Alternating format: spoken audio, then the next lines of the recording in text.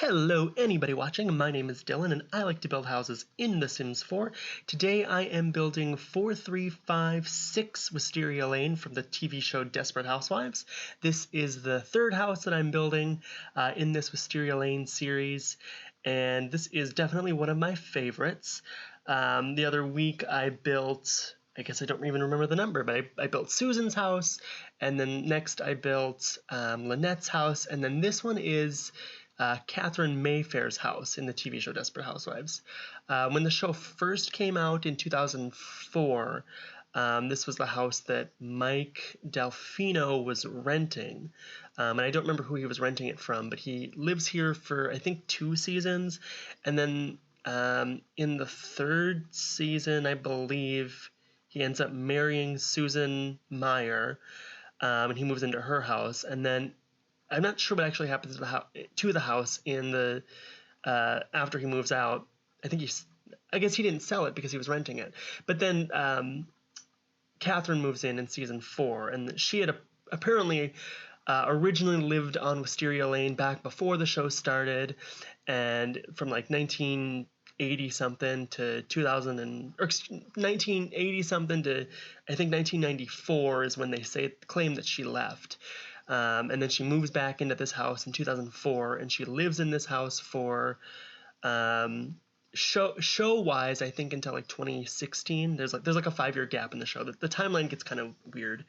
Although apparently, like, they added the character Katherine, who lives in this house, in season 4. They kind of added her in a little bit like sloppily, if that makes sense, because they claim that she lived in this house for X amount of years, and then there's somewhat of a continuity error in that when she ends up moving back, in 2004 or so, one of the main characters, Brie Vandekamp, doesn't know who she is, and claims to have never met her before. But one of Brie's quirks, or one of Brie's things, one of the things that she takes pride in, is knowing everybody on Wisteria Lane, on the lane. But when Katherine comes back, she's like, "Oh, I've never met you," and I'm like, "That's a continuity error. Oh, I need a refund." But anyway, it doesn't actually matter. But here in the video, you can kind of see me, trying to mess with the roof a little bit. This house ends up actually having 5 bedrooms and 4 full bathrooms, so it's quite large.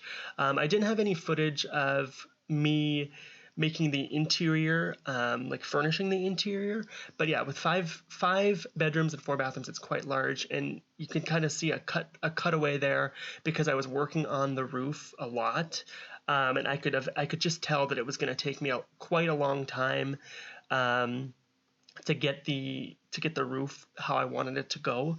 So I ended up just turning off the footage and just building it, and it literally took me like an hour to do it, and I don't know why it shouldn't have, but it did. And I figured nobody was gonna want to watch that anyway, so I just cut back after I finished the roof. Then I remembered that when I turned the footage back on to get the house, more footage of the house, I had already finished more exterior pieces than I meant to, so that you can kind of see a jump cut there and the house is done. But sorry, I'm not perfect. I'm still learning how to do videos, okay? I never took a class on it. I majored in communications. I didn't major in videos. That was embarrassing. I just said I majored in communications and I couldn't even get the sentence out, but whatever. I've got quarantine brain just like everybody else right now. Everyone's doing weird things and making rash decisions, okay? Like, quarantine brain. I've got quarantine brain to the point where I literally right now have a ponytail in my hair. My hair is actually, it's not super long, but it's significantly longer than it usually is, because I have not had a haircut since November, right before Thanksgiving. So November, December, January, February, March, April, so 5 months, and by the time this is all done and stuff opens up, it's going to be about 6 months or more. I mean, they're talking about having stuff open, in May, but I just don't think that's going to happen. That seems a little bit too soon. I'm thinking more June. So by June, yeah, it's like 6-ish months since I've had a haircut, and like I said, it hasn't been this long in probably in 10 years. and it looks awful. I mean, I have this little quarantine ponytail, but it's only an inch long, so it's not, I don't have some 6-inch long ponytail all of a sudden, but it's weird. But I was at dinner last night and I could not stop like fixing my hair and like moving it out of my face, because no matter what I did, it just kept falling back into my face. And when I wake up in the morning, it's everywhere. Like I like it. It really actually frustrates me when I wake up and my hair is completely in snarls and just looks awful and feels awful, and I got to do something. So yeah, no, long story short, I had to put my hair in a ponytail because of this quarantine, and we're all getting sick of it. And but we're surviving. I am in the New York City metro area, and it's not fun, to be honest. But apparently we're getting past it, which is good. So hopefully a couple more weeks, and if we open things up slowly, hopefully things can go back to normal. Although I'm wondering, what is the new normal? I might have mentioned that in my last video, but I am wondering, what will be the new normal after this is all said and done. Like, is the world going to go back to how it was before? I'm in the United States, but is the United States going to go back to how it was? There is a significant increase in people calling for things like universal basic income and a universal healthcare system. I can't say exactly what the best way to go about things is, but in the United States now we've got, as of right now when I'm recording this, we had 17 million people, more than 17 million people lose their jobs in 3 weeks' time, which is completely unprecedented, of course.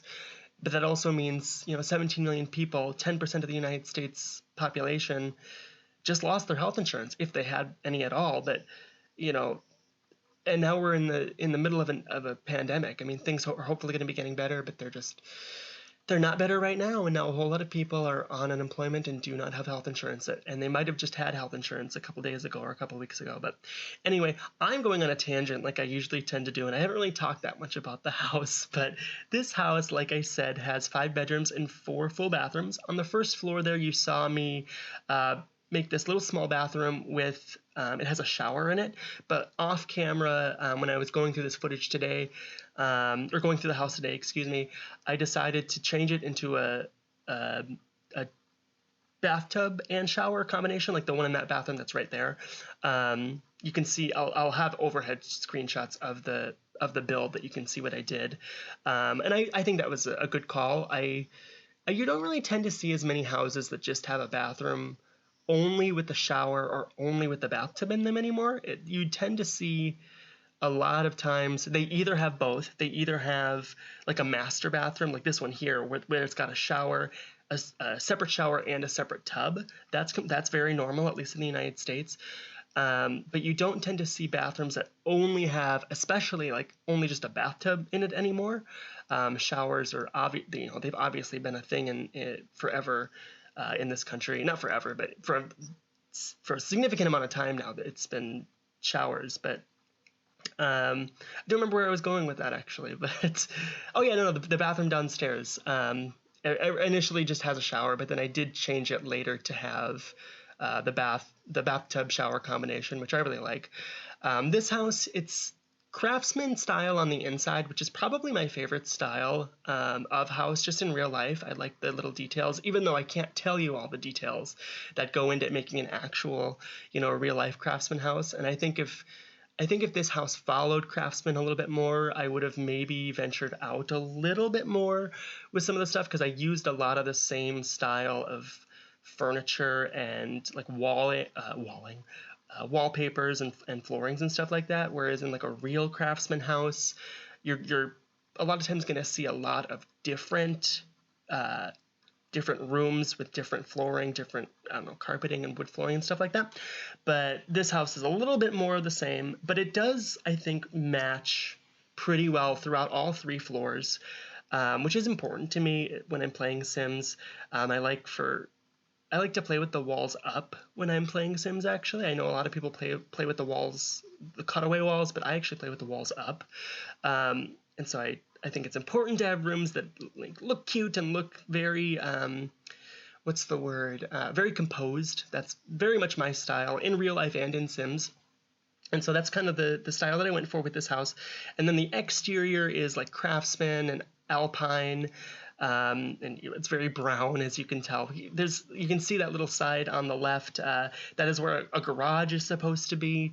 But as we all know, you can't actually build a garage in Sims 4. I mean, you can, but there's no use for it because there's no drivable cars, which is still